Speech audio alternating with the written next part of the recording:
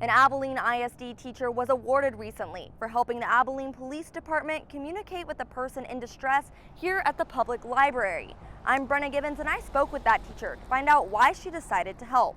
I saw a gentleman with the police officers and I noticed that they were writing back and forth. So we went to the front to check out our books and I asked hey, what's going on? Because you can see what's happening.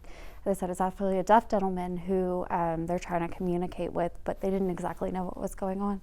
Kelly Rayburn is a deaf education teacher for AISD. When she realized the man was deaf, she wanted to help bridge the communication gap between him and the officer. So I approached the police officer first and said that I did know sign language and could help if there was nothing legal going on, because I'm not a certified interpreter, but I do know sign language. And they said that it would be very helpful. And so I stayed about an hour helping them just communicate back and forth and help him get where he needed to go safely.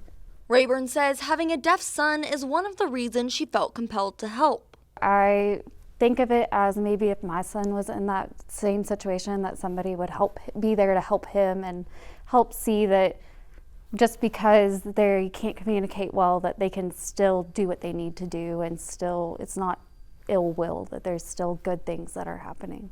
Rayburn says she was surprised when APD reached out about honoring her.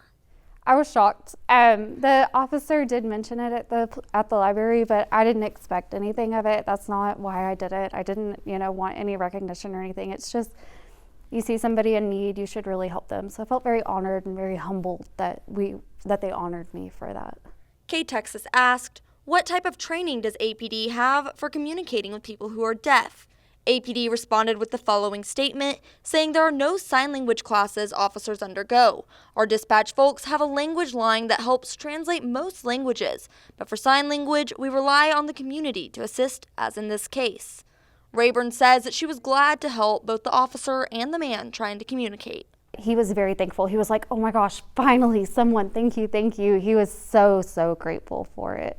It makes me feel good that I was just able to help somebody, make the situation easier for them versus having something, it might have taken me an hour, but versus if they were writing it back and forth, that would have taken 2 or 3 hours. Rayburn told us that if she was ever put in a situation like this one again, she'd be more than happy to help.